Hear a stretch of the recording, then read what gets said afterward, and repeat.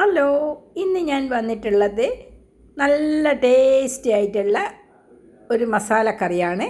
അതിന് വേണ്ടി കുറച്ച് കാമ്പ് ഇപ്പം എല്ലാവരുടെ വീട്ടിലും വാഴയുള്ളതുകൊണ്ട് വാഴേൻ്റെ കാമ്പ് എന്നാണ് ഞങ്ങളുടെ നാട്ടിൽ പറയുന്നത്. കാമ്പുണ്ടാവും. അതിതുപോലെ കുറച്ച് കട്ടിയായിട്ട് കട്ട് ചെയ്തെടുക്കാം.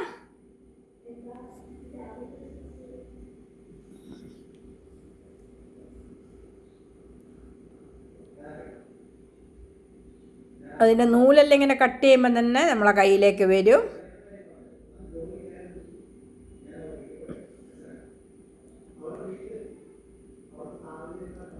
ഉപ്പേരിക്ക് ആക്കും പോലെ ആക്കണ്ട, കുറച്ച് വലുതാക്കിയിട്ട് കട്ട് ചെയ്തെടുക്കാം.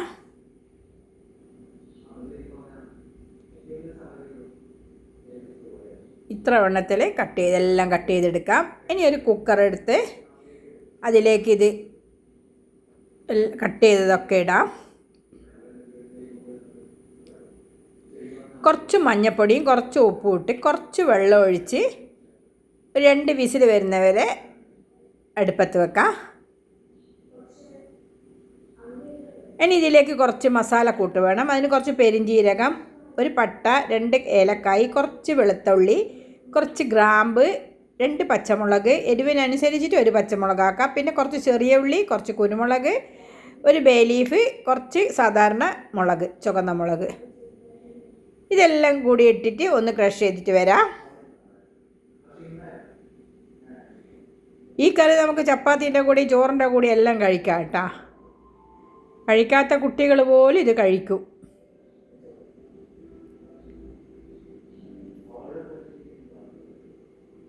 ഇപ്പം എല്ലാം ഒന്ന് ക്രഷ് ചെയ്ത് വന്നിട്ടുണ്ട്.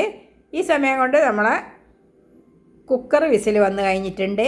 ഇനി ഒരു പാത്രം അടുപ്പത്ത് വെച്ചിട്ട് അതിലേക്ക് കുറച്ച് വെളിച്ചെണ്ണ ഒഴിച്ചിട്ടുണ്ട്.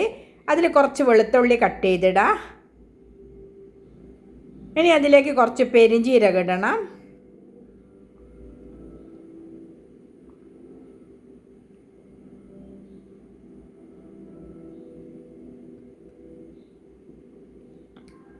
ഇപ്പോൾ വെളുത്തുള്ളിയൊക്കെ നല്ല മണം വന്നിട്ടുണ്ട്. ഇനി ഇതിലേക്ക് കുറച്ച് പെരിഞ്ജീരകം ഇടുന്നുണ്ട്.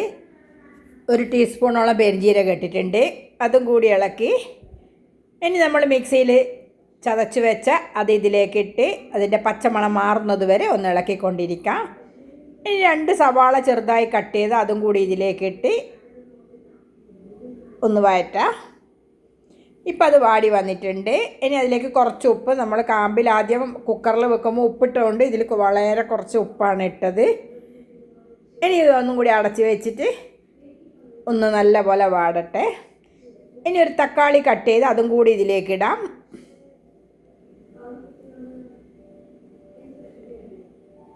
ഇനി കുറച്ച് മസാല പൊടി ഇടണം. അതിന് കുറച്ച് മഞ്ഞൾപ്പൊടി ഇട്ടിട്ടുണ്ട്. പിന്നെ കുറച്ച് ചിക്കൻ മസാല പൊടിയാണ് ഇട്ടത്. കുറച്ച് കാശ്മീരി മുളക് പൊടി ഇട്ടിട്ടുണ്ട്, 1 ടീസ്പൂണോളം. പിന്നെ ഗരം മസാല പൊടി ഇടുന്നില്ല, കാരണം നമ്മൾ മസാലയൊക്കെ ആദ്യം ഇട്ടിട്ടുണ്ടല്ലോ. ഇനി ഈ വേവിച്ച് വെച്ച കാമ്പ് ഇതിലേക്ക് ഒഴിക്കാം. ഇനി ഇതിൽ നിന്ന് നല്ല പോലെ ഒന്ന് വറ്റി വെന്ത് വരട്ടെ. എല്ലാ മസാലകളൊക്കെ ഇതിൽ പിടിച്ച് നല്ല മണം വരുന്നുണ്ട് ഇപ്പം. ഇനി ഇതിൽ കുറച്ച് കസൂരി മേത്തി ഉണ്ടെങ്കിൽ ഇട്ടാൽ മതി, നിർബന്ധമില്ല. അതിട്ടാൽ നല്ലൊരു മണം കിട്ടും, നല്ലൊരു ടേസ്റ്റും ഉണ്ടാവും. ഇപ്പം ഈ മസാലക്കൂട്ട് കറി റെഡി ആയിട്ടുണ്ട്. എല്ലാവരും ഇതേപോലെ ഒന്ന് ഉണ്ടാക്കി നോക്കി അഭിപ്രായം പറയണം. ഇഷ്ടമായാൽ ഒന്ന് ലൈക്ക് ചെയ്യാനും ഷെയർ ചെയ്യാനും മറക്കല്ലേ. ഇനി ഇതിൻ്റെ മുകളിൽ കുറച്ച് മല്ലിയിലയും കറിവേപ്പിലയും കൂടി ഇടാം.